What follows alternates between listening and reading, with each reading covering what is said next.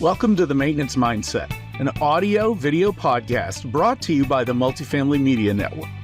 I'm your host, Paul Rhodes, and over the more than 3 decades in the apartment industry, I've had roles that include being on-site, providing services as a vendor, creating and delivering multiple education programs, and active association work.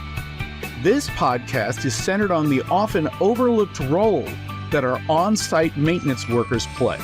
You know, the men and women that respond in the middle of the night to the toilet call, or the after hours, it's really hot in my apartment request, or my favorite, my ring fell down the drain, get over here now. In other words, the often unsung heroes who are responsible for asset preservation and resident satisfaction. Working in multifamily maintenance provides interesting, sometimes amusing, and often fascinating stories and viewpoints. My encouragement to you is this: whatever you do it with a maintenance mindset. Hey there. This episode of The Maintenance Mindset, we're going to talk about one of the biggest challenges that we have in multifamily maintenance. And the way I'm looking to approach this particular challenge is with solutions. And just so you know, full disclosure, this is not only for our maintenance teams. I believe there's information here for all of our on-site teams. And the challenge we have is hiring. The solution is an interview process. Yes, I believe that we need to have an organized process at every one of our communities whenever we need to hire somebody. And the best time to develop this particular process is before we need them.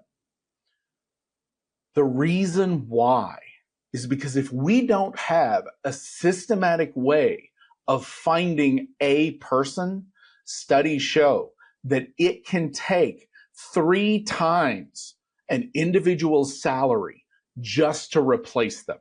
And those are Wall Street Journal's, Indeed.com, and several other web pages that I did when I did research that I found the number.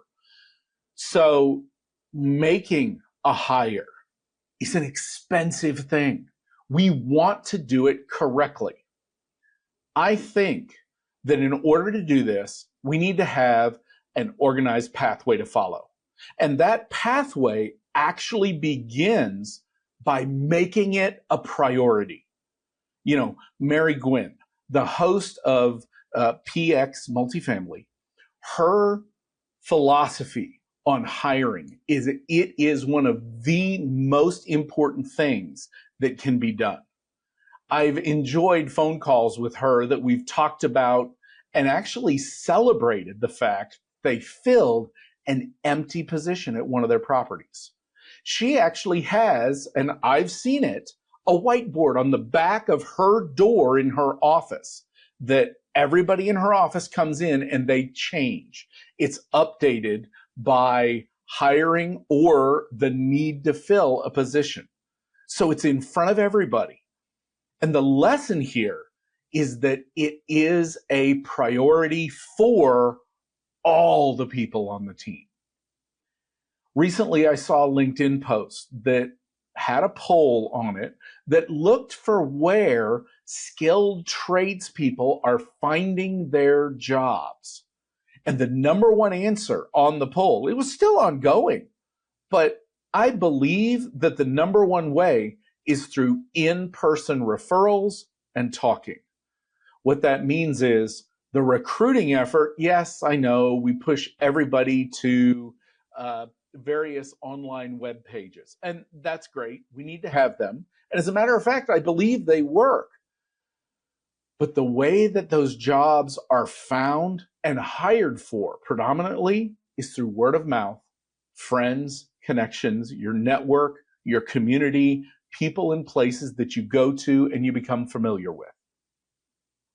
So what this means is if hiring is a priority for us, we need to have our radar out, be sure we're paying attention to our surroundings, Take a look at your social groups, your churches, your community groups, your various activities, and pay attention for people who are looking for a new opportunity.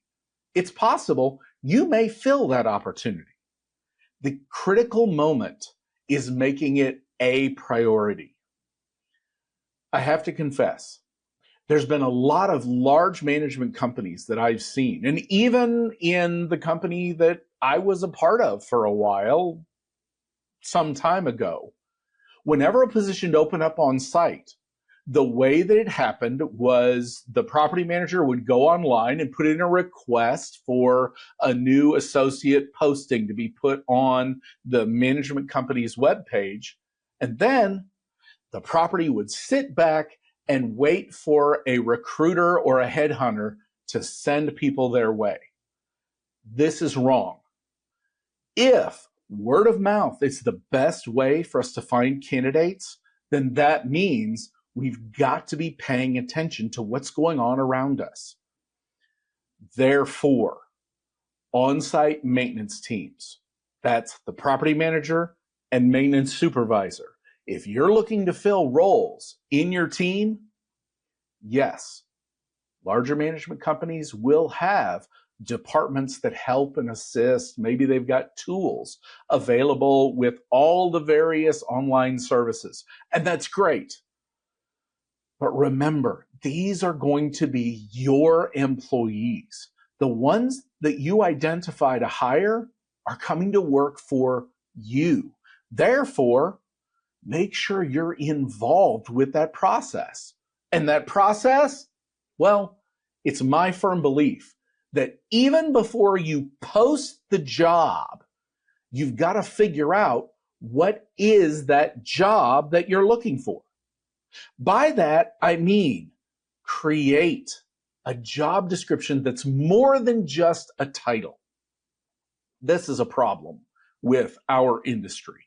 We have so many names that we've lost track of which one is and what does and what the differences are. I mean, I looked on a property management company's webpage, and they looked in their career page. They were hiring for a porter, a grounds technician. I don't know what the difference between those two is, if I'm honest. Tech 1, 2, 3, each individual number. So that's 3 different positions. And what's the difference between those? A lead technician, maintenance supervisor, service manager, service director, regional service manager, area service director, and all of this in different listings for one management company. Those are just the titles.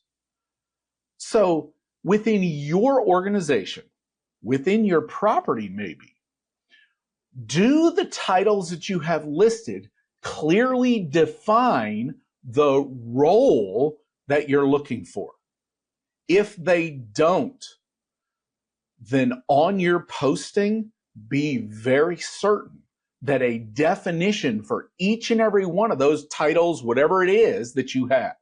You know, a little side note here, which is a higher seniority, Tech 2 or Tech 1? And really what it's going to come down to is military or non-military. Because if you think a second lieutenant has the same rank or role as a first lieutenant, or what if you don't know which is more senior? That's the same problem we have at our properties with all of these job postings. If you go to any online job or career service, recruiting service, this issue is rampant. One property that I looked at that had a role open for 3 months, you had to read to the 3rd paragraph to get through all of the culture speak of the company, which great culture speak of the company. But the problem is, if I'm looking for a job, yes, company culture, fine. But do I have the qualifications for that job that you may or may not want me to fill. That's why this first part of the hiring or interview process is so important. Define the job. And by that, I mean, what role is this individual going to play? How much responsibility are they going to have? Clearly define where their role and responsibility start and stop.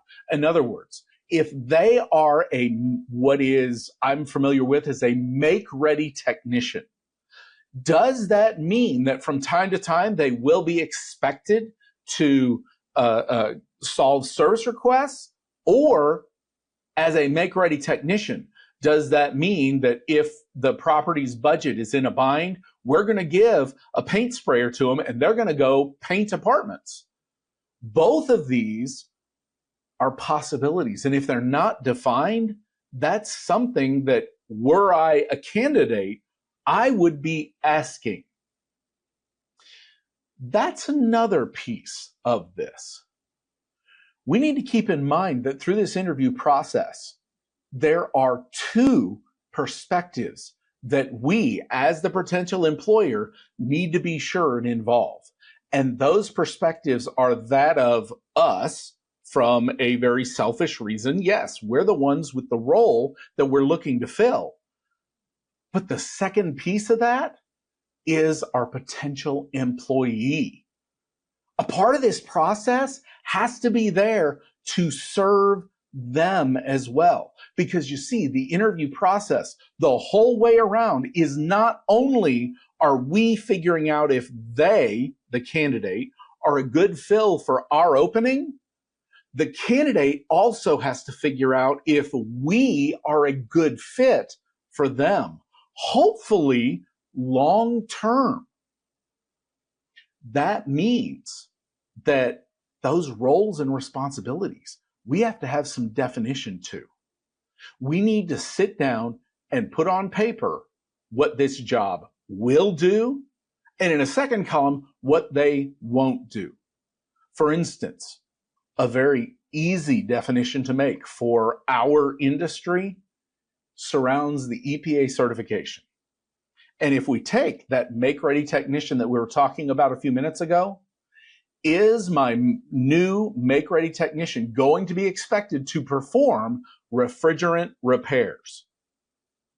If so, then my question for you would be, what's the difference between a make-ready technician and a tech of some number, whatever the number is that your company assigns to it, or a service technician, or whatever the role titles are? The other reason to perform or create a very solid job description is so that we know the difference between what is required and what is preferred. Because that definition of this particular skill or knowledge is an absolute must-have, and this particular skill or knowledge is, we might be able to get along without it, or we can train that, or we can develop that. It's okay if you start in this role without that particular whatever it is. By having that defined, we can begin by knowing where we have to start. And it will actually allow us to weed out people early in the process that are not good for our community, and also that aren't in and of themselves qualified for the particular job that they may be applying for. That leads us to the second piece of this equation, and that is expectations. You have your job description now. You've got it set out. You know, for example, that you want to have a make-ready technician, and you know what that's going to involve and what it's not going to involve. Now, let's take a moment and look through the expectations of everybody that's involved. In other words, what if we were listing this title as make-ready technician? What are some of the expectations that a person coming into this role may correctly or incorrectly assume that this role will entail. These expectations may be made by national standard. Maybe they're made by the industry at large. Maybe it's other industries that are being investigated. For instance, if you have a candidate who's coming from the hotel industry, it is very, very common that they call their maintenance team, the people who go in and plunge toilets and stop leaks and fix faucets and replace outlets, they call their technical team or their service team engineers. Well, for multifamily, that has a completely different connotation and expectation with it. So in other words, if we have our job description, what are some of the potential expectations that our candidate may or may not have? Because if they have one expectation, a part of our interview process may be that we need to change that expectation. For instance, if your neighboring properties in your area are older and they have gas furnaces and gas water heaters, and you are a newer community that has heat pumps and electric water heaters, it's very possible that your potential candidate is coming in thinking that they need to know how to diagnose a gas valve. The reality is they don't. Instead, they need to know how to diagnose a reversing valve. So dealing with those expectations early on in the process, and I think this is done even before you post the job opening, because it'll help you craft the language for your particular job posting that goes up on all the internet boards, that gets repeated through social media of anybody and everybody saying, come to work for this magnificent and wonderful company. Having those expectations listed beforehand can actually help save some time down the road. Other things that you may need to take into consideration is specific knowledge. What about soft skills? Will this role, based on your job description, have to interact with the public, both in an office setting or in a various undefined setting? Will this person be expected to respond in the middle of the night and be pleasant for your customers? If so, these are things that you may want to mention in your job posting for the role itself. By the way, these expectations need to be written down, both the ones of what you expect for the job, and I think it's a good idea to have a separate column, a separate page, a separate list of what are not expected for the job. Both of these are going to come in handy later, especially when you begin to get into the pre-qualification step, which is what I believe the next one is. So in other words, we have a job description, you do some investigation into potential expectations for this role, and write those down. Use that written setting. Things like flexibility of hours, whether you are or not. After hours or on-call schedule, does it happen? Or does your management company have a policy to where if you go out in the middle of the night, you have to go home early the rest of the week? Those things are what our maintenance team want to know. And I've got to think that if we're hiring for an office role, we're dealing with the same issues on that type of front. Oh, and one other thing, be sure that even before you post it, you have a firm, realistic salary range. And that means you need to put numbers in the posting. And we're not talking about this job could be anywhere from $25,000 to $150,000. that range is so vague, it's essentially worthless. Now, the next step is one that I think could actually be used to save us a lot of time, and that is a pre-qualification phone call. You've got a job description. You did some investigation into your expectations. You posted the job online, and now everybody who wants a job that even vaguely thinks they might be interested in yours clicks the button online and floods your inbox with massive amounts of emails, postings, resumes, instant messages, all of the things. This is where that written expectation and job description really come into handy, because your pre-qualifications needed to involve this is a required skill certificate, notch, knowledge base, whatever, that if a potential candidate does not have this, we're not even going to look at it. This can save you time. Use that and stick to it. If you're not going to stick to it, then guess what? It is no longer required. It is preferred. The closer you can get to your actual required skill, certification, knowledge thing, the more direct and surgical you can be in your hiring process. By pre-qualifying somebody, even before you spend time on an interview, can save your time as well as the time of the candidate.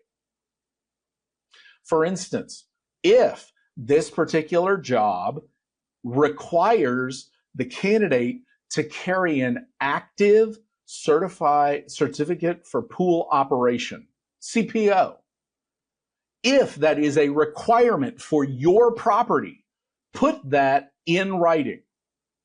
If your company is going to offer or make a hiring stipulation that says, we will give you 1, 2, or 3 chances to pass that test, and if you don't, we'll let you go, put that down as well. That way, everybody knows up front, and we can make best use of our time management skills. Be sure that your candidate understands the posted job description. I wish I could say that people who have called me for an open role in the past had an understanding of what I was asking clearly. I wish I could say that, but I can't. Quite often, well, actually, let me turn this around and I'll ask you a question. Do you read every word in every email that you get? And if you read every word in every email that you get, do you pay attention to it? Or do you pay attention to just the heading and look for key words that you think might be important for you? Well, I got news for you. That's how our potential candidate pool looks and searches for a job. They look for keywords. They look for things that they exactly want.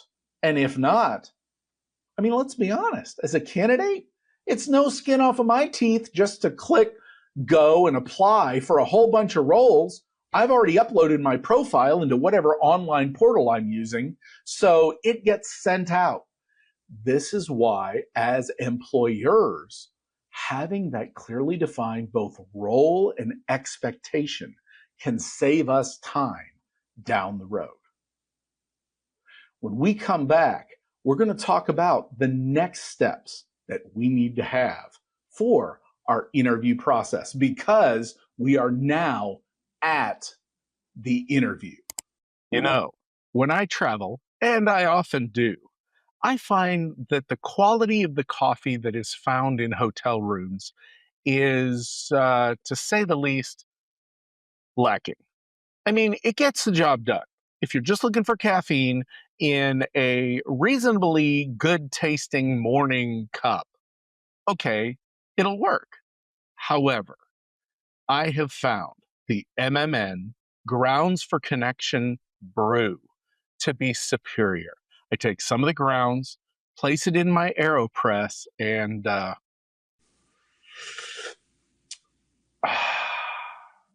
it's wonderful. It is a fantastic way to start the day, and I love it. So that chocolatey sweetness that is found by the Central American, South American, and Indonesian blend coffee beans is wonderful when on the road. This grounds for connection is a great way to start out every single day. So head on over to Multifamily Media Network and get yourself a bag of the best coffee in multifamily.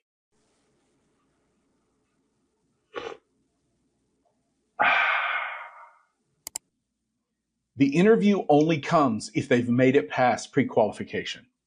You see, pre-qualification is important because it gives us, the employer, the opportunity to set a frame around our potential candidate.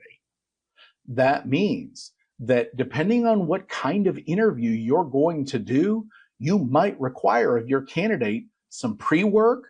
You may require them to bring tools with them or special things. I mean, one of the things we're going to talk about here shortly, from my favorite interview style, requires appropriate footwear. But before we get there, keep in mind that during this pre-qualification phone call to our candidate, they have put in saying they're potentially interested in our job. We've looked them over online or looked over the resume or their application and determined that they might be a fit. The pre-qualification is our opportunity to verify that, in fact, they are a fit. Refresh going through the requirements. Go through what you prefer, what skills, what certifications, what knowledge you prefer them to have. Also, that's a good opportunity to ask the candidate what they think the job title means or the job description says. It's also good at this time to inform the candidate the number of potential interviews, an expectation of time. In other words, if I just posted the job last Monday, this Monday, I'm beginning to review applications. Tomorrow, Tuesday, I will make pre-qualification calls. And the ones that I narrow down out of that pre-qualification call, we're going to have a decision within a week to 10 days. Being able to tell a candidate that, especially one that has been out of work for a little while, is a huge benefit. Ultimately, this is about courtesy. Courtesy to them, our potential candidate, for having them understand that they're not going to get a job offer today. Or if they are, they could expect that. It's also a courtesy for us that if our candidate can't wait that long, or maybe they've already gotten an offer and yet they saw our potential role online, maybe they'll hold out, maybe they won't. But at the end of the day, it's about having that courtesy to where we provide the information so that our potential candidate can make a fair choice. Not only how long is it going to take, but how many interviews are going to be involved. Now, that may change by elevation of seniority or the amount of responsibility. For an entry level or porter technician, I strongly recommend there only be 2 interviews per se. The most, maybe combine both of those people into one, because you're not hiring for skill, you're hiring for attitude. The higher skill level or knowledge base, maybe there does need to be 2 or 3 interviews. But be aware, the longer it takes, the more candidates you're going to lose due to attrition. Interviewing is hard work, especially if you're looking for a job. If you're looking for a job, Me as the employer, I am not the only one chances are you're looking at. You're using those online services, the digital and wonderful technology, so that you can apply to 10, 15, 20 different companies all at the same time. I mean, when I was on site, if I, as a maintenance supervisor, wanted another job at lunch, I would go drive to other properties in the area and take out a pen and a pencil, pen or pencil, and write down on an application my information. Now you can do all that at the push of a button from your phone.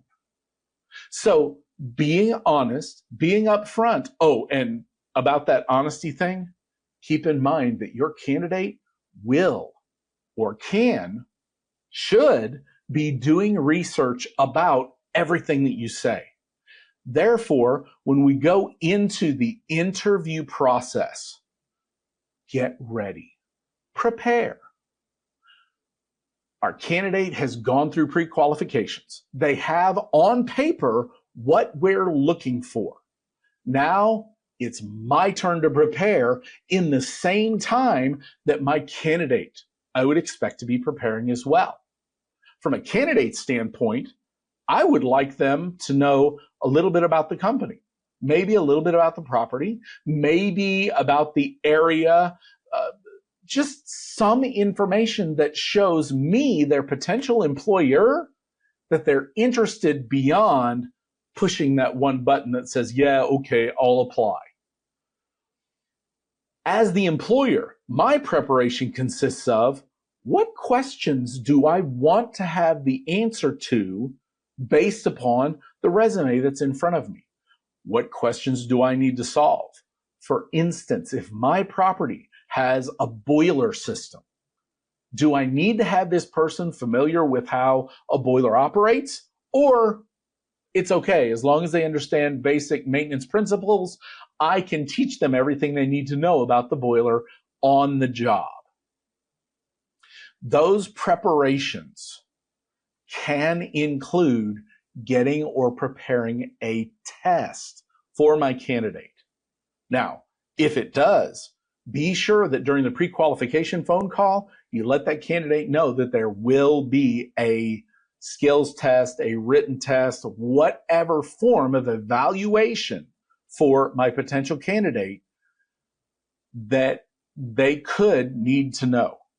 That way, they're not shocked when you take out the piece of paper and the pen, hand it to them, and leave the room, or sit behind the desk, or however it is that you administer the test. By the way, that does bring to mind, does this role that you're hiring for include computer skills? If so, should you test for them? If you're going to test for computer skills, you have to prepare for that. Open up the website. Open up the test, the evaluation, the protocols, the LMS, the whatever thing it is that you use. But be ready. That way, when your potential employee is on time, you are ready and on time. It really bothers me when I show up for a meeting that somebody else has set and I'm more prepared for the meeting than they are. That's why we, as the people, the employers, need to be ready. This could include letting the team know that Janet or Bobby is coming by at such and such a time, and if they happen to be in the office, be on your best behavior. Yeah, I know. Where our teams are on their best behavior all the time. But it's a good idea just to give some warning. Who knows? It's possible our candidate may corner one of our employees and ask them what's really going on. I know I did when I was looking for a job. I called people, I went to the properties and found how they were doing things. Did I like it? Did I not? Remember, this is a two-way street. We're interviewing them as much as they are interviewing us, which brings us to that absolutely all critical interview stage. How did your last interview go?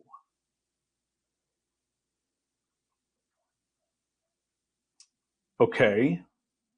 If you had a hard time remembering, then I would say it was pretty unremarkable. I think that's okay, because the most memorable interviews I've ever done are the ones that went horribly wrong, both as an interviewer and as an interviewee. I remember some of the interviews that I've been a part of on both sides of that particular table only because of how either spectacular amazing I was or spectacular awful I was in both situations. Therefore, by preparing, you can minimize the bad and accentuate the good of your preparation. What kind of interview are you going to do? Is this a remote interview? Meaning, are you across a camera with somebody? Is this in person, in an office? If it is, do you want a desk between you and them?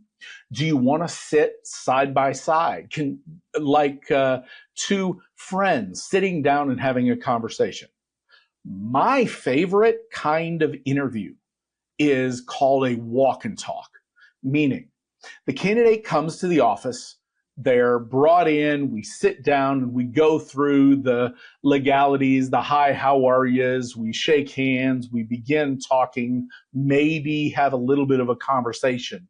And then, remember, we've warned them before during the pre-qualification call. We go for a walk.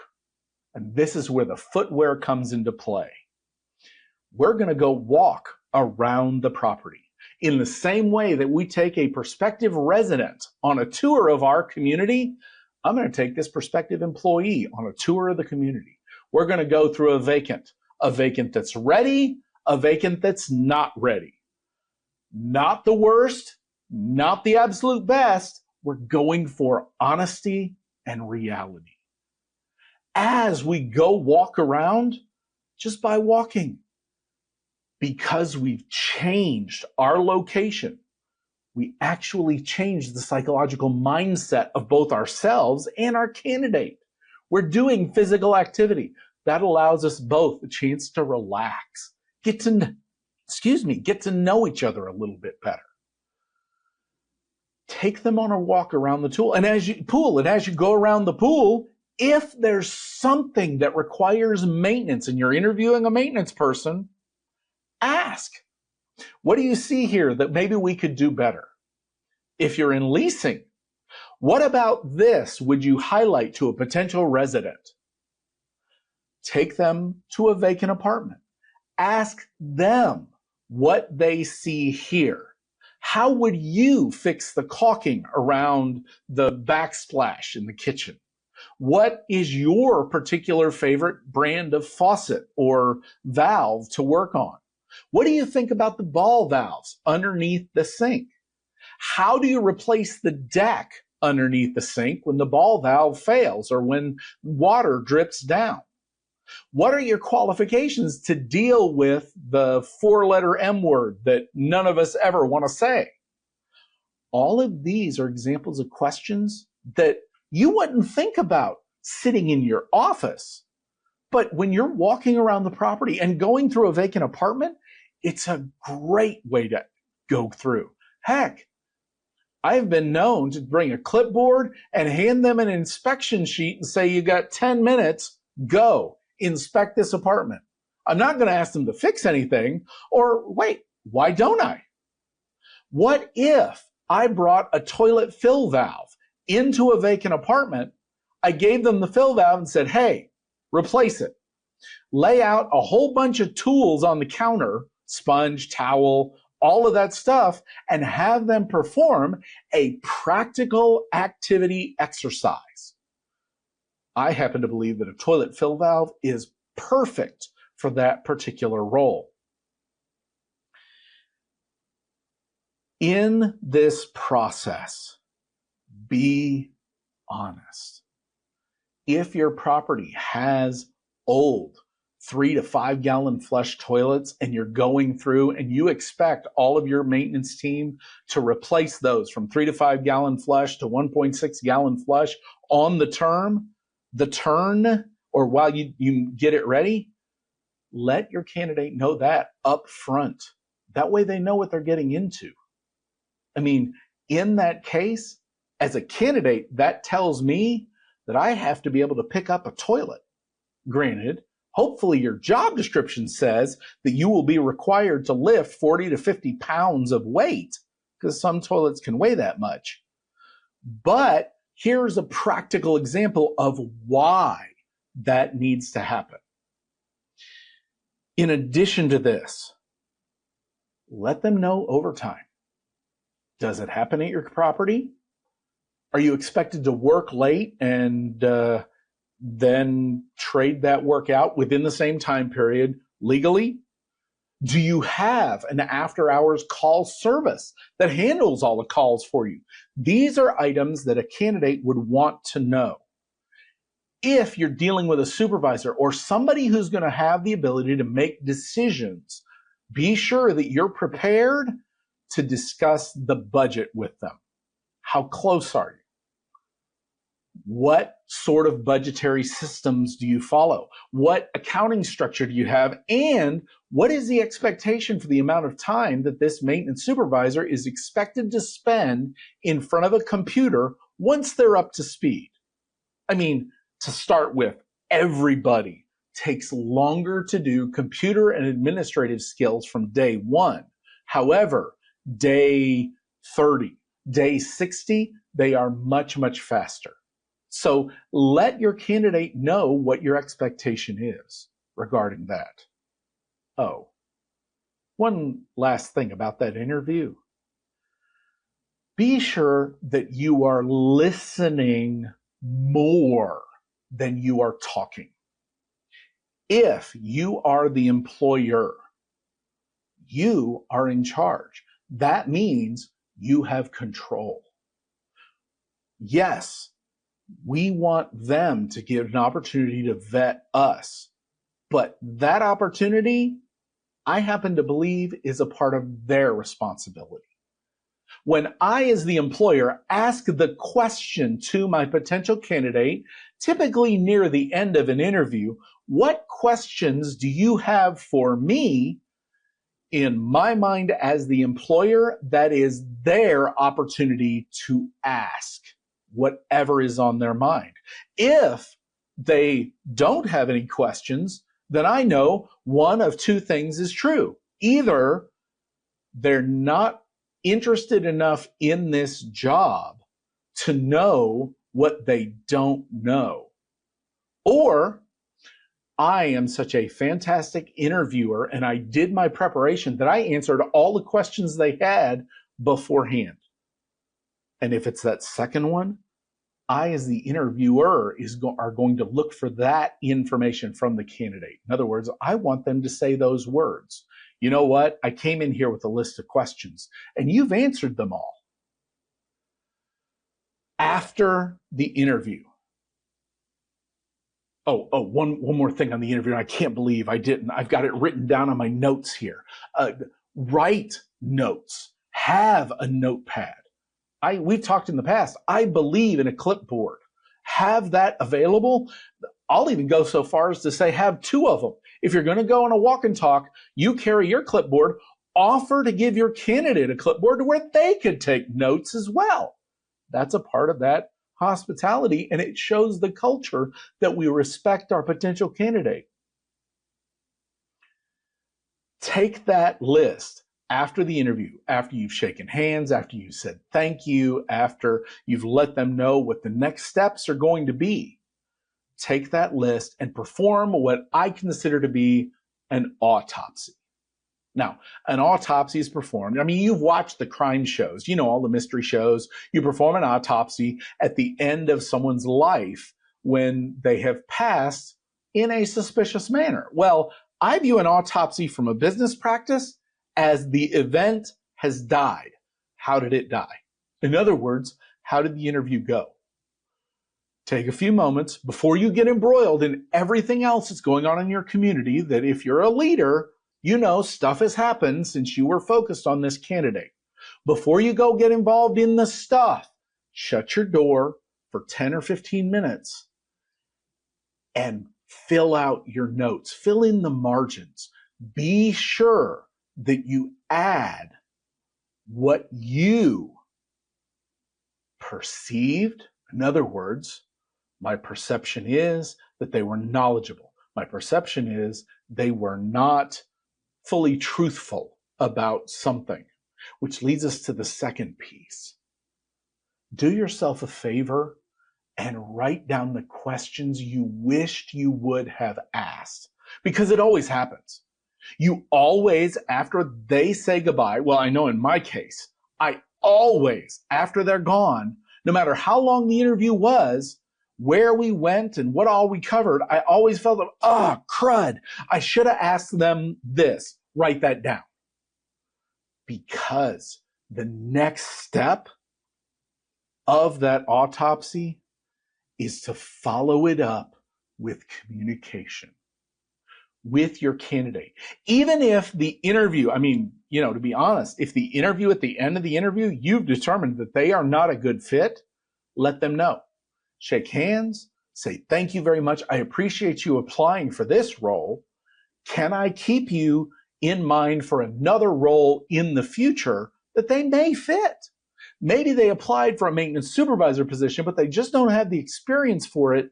And in the future, you never know when you're going to need an experienced maintenance technician who's not quite ready to be a supervisor. Let them know in the interview that they're not a good fit for the role that you have right now. That kind of goes back to that whole courtesy thing.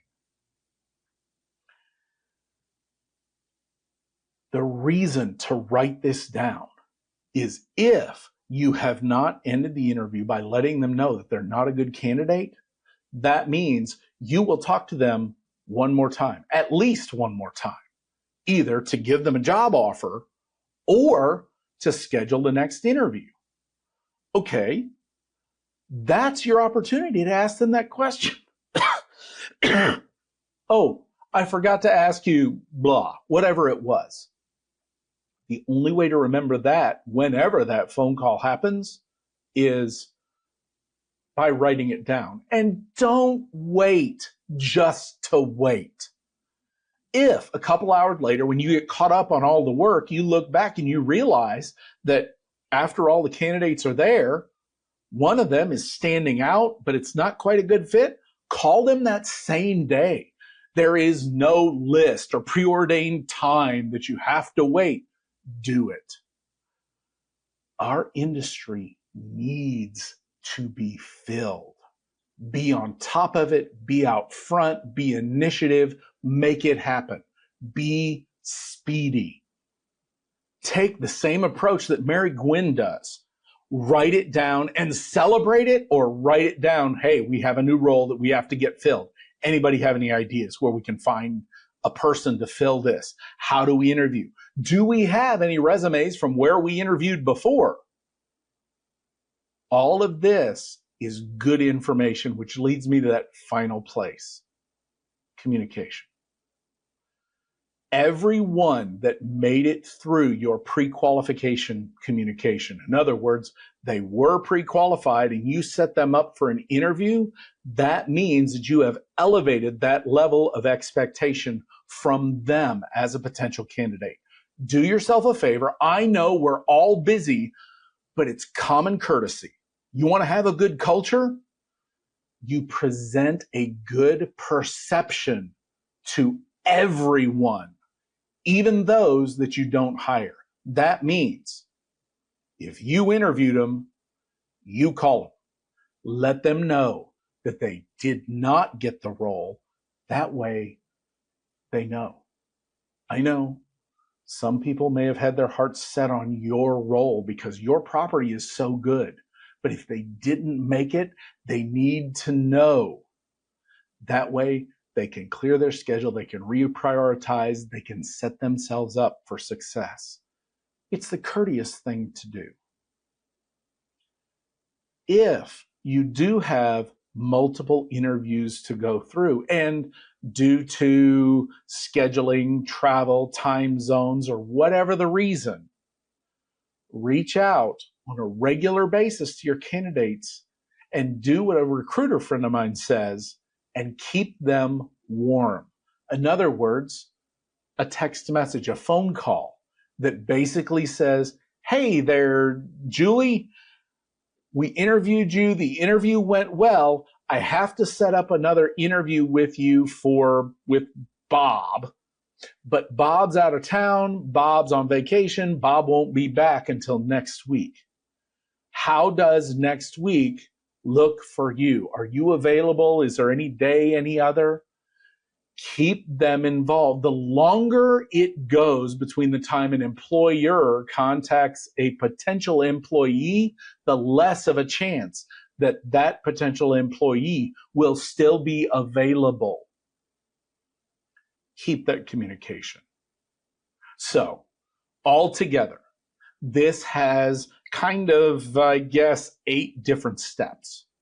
Create a job description, research and write down expectations based upon that job description, post your role, post it online, get the information out there. Then have a pre-qualification call, which sets up the interview. After the interview, perform an autopsy. Then be sure that you are in touch with your candidate with all speed and communicate. In my mind, this serves both us and our potential candidate.